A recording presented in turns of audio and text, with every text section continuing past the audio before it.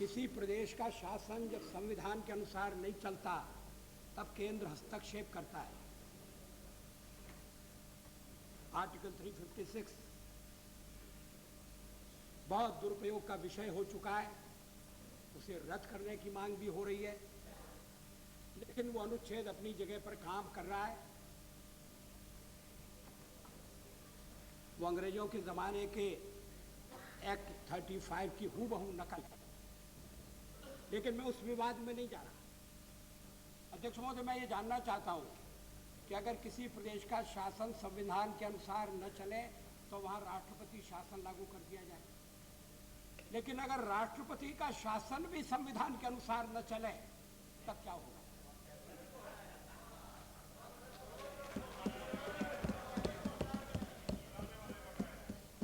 आज उत्तर प्रदेश में न कोई कानून है न कोई व्यवस्था है। हत्याओं का बाजार गर्म है, राजनीतिक हत्याएं हो रही हैं, जनसाधारण का जीवन असुरक्षित है, खुलेआम बाजार लूटे जा रहे, बैंक लूटे जा रहे, पुलिस गोली चला रही है, बलात्कार हो रहे हैं। ऐसा लगता है कि वहां कोई शासन नहीं है। क्या इस स्थिति में यह सदन चुप बैठा रहे? या अध्यक्ष महोदय आप हमसे कहें ठीक है, उत्तर प्रदेश का मामला आप उठा सकते हैं, राष्ट्रपति का शासन है, लेकिन राष्ट्रपति के अभिभाषण पर बहस होने वाली है, उसमें मामला उठा दीजिए। या आप कहें कि बजट आने वाला है, उसमें चर्चा कर ली। ये तो उत्तर प्रदेश के साथ न्याय करना नहीं होगा। सबसे बड़ा प्रदेश है, 9 करोड़ से ज्यादा आबादी है, 15 करोड़ से ज्यादा आबादी है। अब लोकसभा में उत्तर प्रदेश के 85-84 मेंबर है, उत्तर प्रदेश के 51-52 मेंबर तो भारतीय जनता पार्टी के। शुक्रवार के दिन हम सदन में नहीं आए। अगर हम चाहते तो आ सकते थे, उपद्रव कर सकते थे, कार्रवाई रोक सकते थे, लेकिन हमारे हृदय शोक से भरे हुए थे, हम रोष में डूबे हुए थे। हमने सदन से बाहर रहकर अपना शोक प्रकट किया, अपना रोष भी प्रकट किया। हम गए थे फर्रुखाबाद, जहां भारतीय जनता पार्टी के एक शीर्षस्थ वरिष्ठ नेता की हत्या कर दी गई। वो राजनीतिक हत्या है, षड्यंत्र का नतीजा है।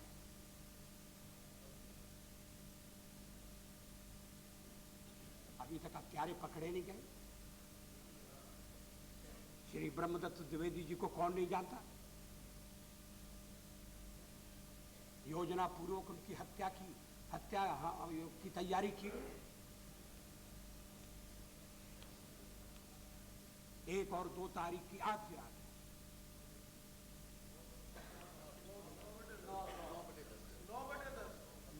9 फरवरी को, 9 और 10 को प्रधानमंत्री ने स्वयं, जब मैंने प्रधानमंत्री को फोन करके बताया कि हत्या हो गई है, ये गंभीर मामला है, उत्तर प्रदेश का सवाल है, कोई पूछने वाला नहीं है, वहां कोई हुकूमत नहीं है, राज्यपाल को राज्य की चिंता नहीं है, राजभवन सजाने की चिंता है। प्लीज क्या आप कर रहे हैं, क्या कर रहे हैं? कहने लगे मैं सीबीआई से इंक्वायरी का आदेश देता हूं। मैंने कहा इससे भी अधिक कोई कठोर कदम उठाना पड़ेगा। सीबीआई की इंक्वायरी में भी 10 दिन लगे। क्यों लगे? ये मामला प्रदेश पर क्यों छोड़ा गया? जैसा मैंने कहा कि प्रदेश में कोई शासन नहीं है, सेवाएं बटी हुई हैं, जातिवाद के जहर से बुझी हुई हैं। कौन न्याय देगा? किस तरह से संविधान की रक्षा होगी? कौन भ्रष्ट है? सेवाओं में एक होड़ लगी है ये पता लगाने की कि कौन भ्रष्ट है, कौन अधिक भ्रष्ट है, कौन महाभ्रष्ट है, कौन अति भ्रष्ट है। और अफसर वोट डाल रहे हैं, वोट से तय कर रहे हैं आपस में, जैसे कोई खिलवाड़ चल रहा है। भ्रष्ट है, इस पर कोई दो राय नहीं है। वहां सबसे ज्यादा भ्रष्ट कौन है, इस पर वोट डाले जाए। सेवाओं का मनोबल टूटा हुआ है। राज्यपाल को इसकी चिंता नहीं है। लेकिन द्विवेदी जी की हत्या अकेली हत्या नहीं है। पूरे उत्तर प्रदेश में हत्याओं का एक सिलसिला चल रहा है।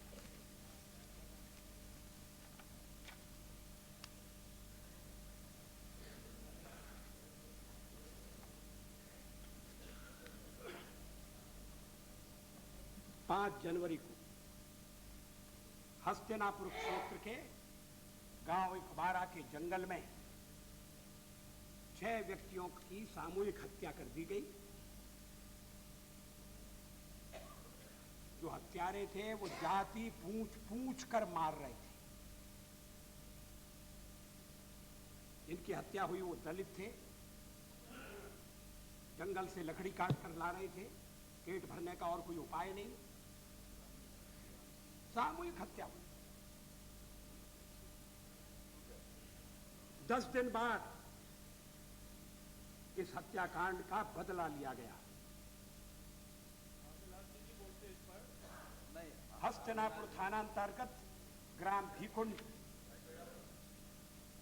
में रात गए पुलिस की वर्दी में आए कुछ लोगों ने 6 व्यक्तियों की सामूहिक हत्या कर दी। वो दूसरे समुदाय के थे, बदले लेने की भावना से किया गया। 6 लोग, 5 व्यक्ति जो मृत हुए हैं वो जवान थे, उनकी अभी तक शादी भी नहीं। माफियाओं के बीच में गृह युद्ध हो रहा है। उत्तर प्रदेश गृह युद्ध की भूमि बनी है। पहले कभी हस्तिनापुर में कौरव और पांडव लड़े थे, अब तो यह कलिकाल के ये कौरव पांडव इस तरह से लड़ रहे हैं। सामूहिक हत्या हुई। कम से कम बदला लेने के लिए जो हत्या हुई उसकी रोकथाम हो सकती थी, उसका प्रबंध किया जा सकता था। पहला हत्याकांड तो अचानक हुआ, लेकिन उसके बाद ये सबको पता था कि कहीं ना कहीं वारदात जरूर होगी, गंभीर वारदात होगी। शासन क्या करता रहा? कोई रोकथाम नहीं की, कोई चिंता नहीं की, मानो जान की कोई कीमत ही नहीं। इस तरह का उत्तर प्रदेश का हाल बना दिया गया है। 27 जनवरी को गाजियाबाद में सिम्हावली की शुगर मिल है।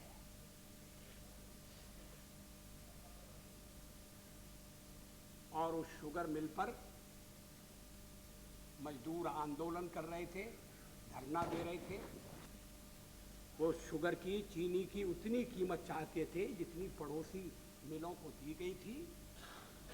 उनकी मांग थी कि उनको पर्चा दे दिया जाए और पर्चे पर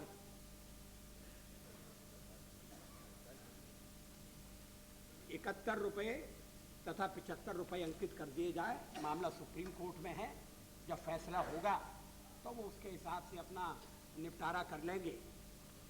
इसके लिए धरना हो रहा था। पहले मिल के भीतर धरना हो रहा था, फिर मिल के बाहर धरना होने लगा। उससे स्वाभाविक है कि सड़क जाम हुई होगी, रास्ता रुका होगा।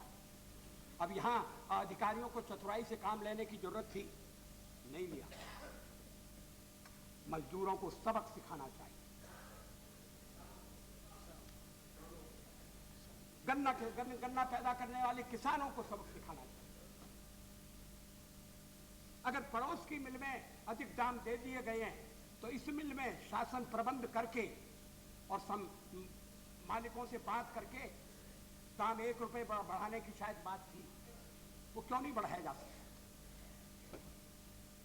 क्या धरने की समस्या को शांतिपूर्ण ढंग से हल नहीं किया जा सकता? विधायक वहां पहुंच गए थे, श्री तोमर जी भी थे वहां, बाद में पहुंचे थे, लेकिन बिना सूचना दिए हुए बिजली बंद करके रात के अंधेरे में गोली चला दी गई। एक किसान मारा गया।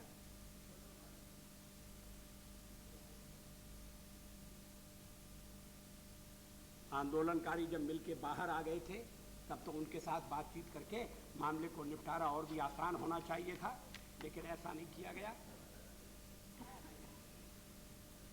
एक किसान की हत्या हुई, एक किसान के गले में गोली लगी, बड़ी तादाद में किसान घायल हुए, पार्टी के कार्यकर्ता भी घायल हुए। गोलियां चल रही हैं। किसानों का, गन्ना पैदा करने वाले किसानों का बकाया वापस करने की कोई बात नहीं हो रही, कोई कदम नहीं उठाए जा रहे। चुनाव के समय घोषणाएं की जाती हैं, सारा बकाया वापस कर देंगे, 50% वापस करने का आदेश दे दिया गया। कितना बकाया है, क्यों बकाया है? मिल्क मालिकों को इसकी छूट क्यों है कि वो बकाया अपने पास रखे? गन्ना पैदा करने वाला किसान क्या खाएगा? अब कोई देखने वाला नहीं है। राष्ट्रपति राज है, अब तो पूरे केंद्र सरकार का ध्यान उत्तर प्रदेश की ओर जाना चाहिए। क्या केवल चुनाव के समय ही जाएगा? क्या चुनाव के वादे भी पूरे नहीं किए जाएंगे? लेकिन ये हत्याकांड हो रहा है। दो विश्वविद्यालय हैं केंद्र के उत्तर प्रदेश में। हिंदू विश्वविद्यालय में उपद्रव हो गया जरा सी बात को लेकर। चुनाव लड़ने वाले छात्र इकट्ठे हो गए थे, उनका परिचय होना था। उनमें एक छात्र ऐसा आ गया शायद कि जिसको चुनाव में नहीं लड़ना था, उसको समझ बूझकर कुशलता से हटाया जा सकता था। क्या गोली चलाना जरूरी था? और विश्वविद्यालय के परिसर में गोली चली, बाहर लड़कों को गोली खदेड़ा गया, तीन लोग मर गए। विश्वविद्यालय में चुनाव को लेकर, अब तो आम चुनाव में भी इस तरह के हत्याकांड नहीं होते। कौन है जिलाधिकारी? किस तरह का व्यवहार कर रहे? बेलगाम हो गए, कोई पूछने वाला नहीं। संसद में कैसे चर्चा होगी? संसद को समय कहां है? उत्तर प्रदेश की ओर ध्यान देने के लिए वक्त कहां है? गाजियाबाद के जो आंकड़े हैं, अध्यक्ष महोदय, मैं एक ही जिले के आंकड़े रख रहा हूं।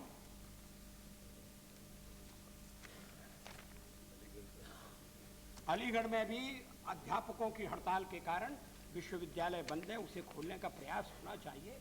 विद्यार्थियों को उसमें पढ़ने के लिए आना चाहिए। काशी की घटना 20 फरवरी की है, ताज़ा घटना है, लेकिन ये स्थिति चल रही है। अध्यक्ष महोदय, do you want to go into all the details, because at this not stage, all the details, yeah, some of the details I am that is about leaving admissibility for of my 184. friends, some of the details.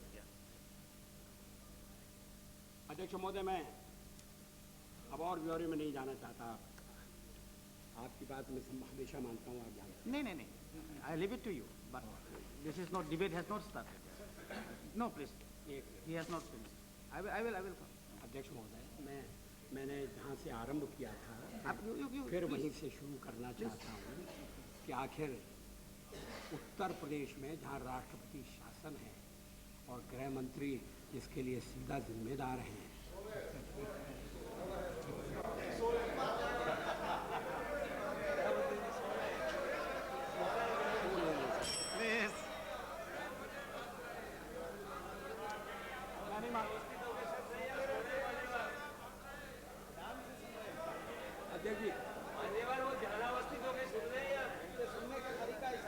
अध्यक्ष महोदय, इस सरकार के साथ ये मुश्किल है कि कब वो ध्यान लगाते हैं और कब सो जाते हैं, ये समझ में नहीं आता।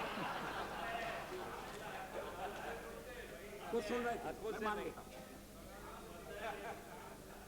अध्यक्ष महोदय, आप इस उत्तर प्रदेश की स्थिति का निदान क्या है, निवारण क्या है? मैं आपसे ये प्रश्न मैं आपसे पूछ रहा हूं। राष्ट्रपति का शासन है, हमने स्वीकृति दे दी, मामला कोर्ट में। हाई कोर्ट ने कहा था कि गवर्नर को कोशिश करनी चाहिए कि सरकार बने। गवर्नर सरकार बनाने में कोई रुचि नहीं रखते, गवर्नर राज चलाने में रुचि रखते हैं। ऐसा गवर्नर क्यों वहां रहना चाहिए, मैं नहीं समझता। उनकी पीठ पर किसका हाथ है, मैं जानना चाहता हूं। क्या वो अपरिहार्य है? क्या उनके बिना प्रदेश नहीं चलेगा, देश नहीं चलेगा? क्या एक व्यक्ति ऐसा हो गया? लेकिन व्यवस्था नहीं है, अराजकता की ओर देश जा रहा है, अपराधियों का अभयारण्य हो गया है। क्या कहें, कहां जाएं? अध्यक्ष महोदय, कहां जाएं? आप बताइए। हम उत्तर प्रदेश के लोकसभा के सदस्य कहां जाएं? विधानसभा को तो बुलाया नहीं गया, विधानसभा निलंबित है। शासन की बागडोर गवर्नर के हाथ में। गवर्नर शायद केंद्र से अनुमति लेते हैं या नहीं लेते, मैं नहीं जानता। लेकिन ये जो उत्तर प्रदेश की भयावह तस्वीर है, ये तस्वीर बदलेगी या नहीं बदलेगी, या ये और अराजकता की ओर जाएगी? आपने मुझे ये मामला उठाने का मौका दिया, मैं आपका आभारी हूं। और भी शायद सदस्य इस संबंध में कुछ कहना चाहेंगे, और फिर हम सरकार से उत्तर भी सुनना चाहेंगे। मैं अपना प्रस्ताव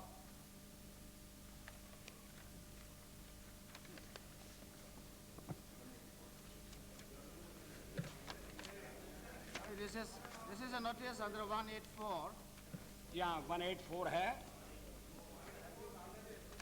और 184 के अंतर्गत मैंने कहा है कि उत्तर प्रदेश की स्थिति पर विचार किया जाए और उत्तर प्रदेश के राज्यपाल को वापस बुला लिया जाए।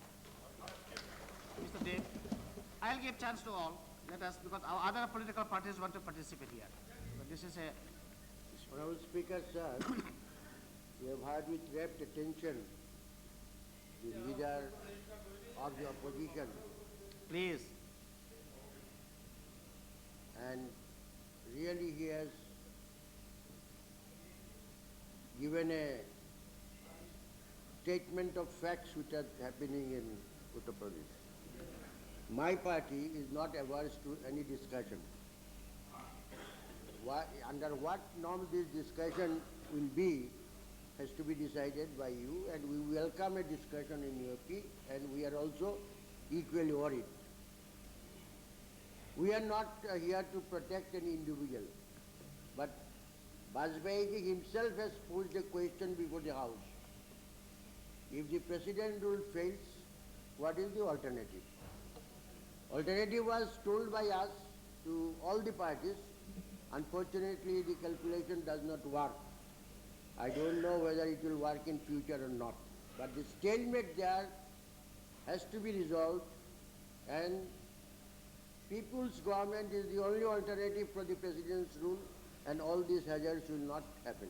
Anyhow, we are also equally worried to go to the newspaper of this morning when you saw that some political party have taken decision to have some agitation. They have every right to go for agitation. We are not against it. But we are also worried to see that if again it escalates what is already there, what Honorable Bajpayee has said, this will create another dimension there. In view of all this, we support discussion. We are not in favor of discussing individuals here. We want to discuss the situation, but we shall urge upon the government whom we are supporting, the Home Minister or the Prime Minister should also see that the machinery there works. They do not sit idle in law and order situation. What Bajpayee said, it cannot be mistake. There are also instances my party has lost 9 of their members, and also there are attacks on my party by various political parties who are giving bhashan here.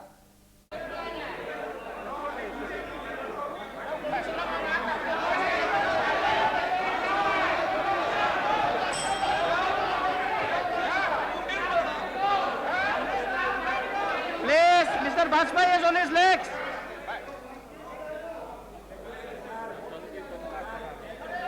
Please. दो मंत्री आपस में निश्चित कर ले कि उन्हें सदन में क्या करना है। गृह मंत्री महोदय तो मौन धारण करके बैठे आकर हम ये मानने के लिए तैयार Mr. Lodha is not expected from you. सरकार के No. अध्यक्ष महोदय, कोई नहीं मानेगा, आप भी नहीं मानेंगे कि सरकार को इलाहाबाद हाई कोर्ट के फैसले के बारे में सूचना नहीं मिली है। जो सूचना मिली है उसके आधार पर सरकार की प्रतिक्रिया क्या है। केवल वो ये कह के नहीं बच सकते कि हमारे पास सर्टिफाइड जजमेंट नहीं आया, उसमें थोड़ा समय लगेगा। वैसे तो संचार साधन बहुत तीव्र हो गए हैं और जल्दी से जल्दी फैक्स के माध्यम से खबरें आ सकती हैं, जजमेंट आ सकता है, लेकिन सदन का उत्तेजित होना स्वाभाविक है। इन्होंने बहुमत के बल पर धारा 356 को गालियां देते हुए भी धारा 356 का उपयोग किया, हमारी पार्टी को सरकार बनाने से वंचित कर दिया, राष्ट्रपति राज लगा दिया। लाट साहब का सरकार वहां चल रहा है उत्तर प्रदेश में।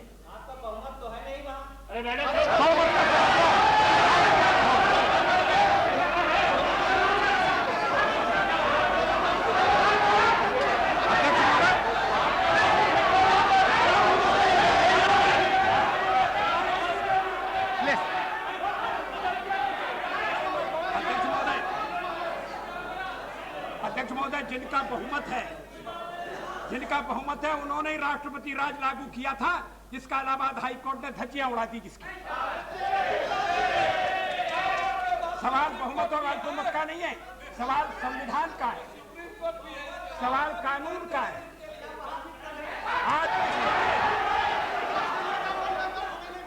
आज जो स्थिति है हम उसके बारे में चर्चा कर रहे हैं और मैं चाहता हूं कि सरकार की ओर से अधिकृत वक्तव्य आना चाहिए।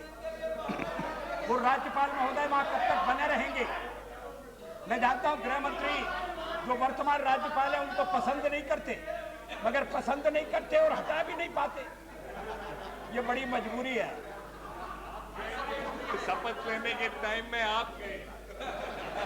अध्यक्ष महोदय, वो राज्यपाल ने शपथ लिया राजभवन में तो आप उपस्थित थे। मैंने अध्यक्ष महोदय, मैं गया था शिष्टाचार के नाते, मैं शिष्टाचार का पालन करता हूं और मैं लखनऊ से चुना गया हूं। और आप किसी व्यक्ति को भेज दें जिसे भले ही मैं पसंद न करूं और वो राज्यपाल के रूप में उत्तर प्रदेश में जाए तो उसको यथोचित सम्मान दिलाना ये मेरी संस्कृति है, ये मेरा संस्कार है। लेकिन मुझे नहीं पता था कि आपके द्वारा नियुक्त होने के बाद वो ये रंग दिखाएंगे। खैर, गवर्नर को छोड़िए, इस समय हमारी आपकी टक्कर हो रही है। अध्यक्ष महोदय, आप इन्हें निर्देश दीजिए कि ये अभी आध घंटे के भीतर अधिकृत वक्तव्य दें। ये क्या करना चाहते हैं, सदन को पता लगना चाहिए। इलाहाबाद हाई कोर्ट के फैसले के कारण एक गंभीर परिस्थिति पैदा हो गई है और सरकार भी मानेगी। कहा है विधि मंत्री महोदय? काय खरं साहेब, तुम्ही गप्प बसणार? अरे काहीतरी बोलणार नाही, बोला काहीतरी तर बोला। अटल जी,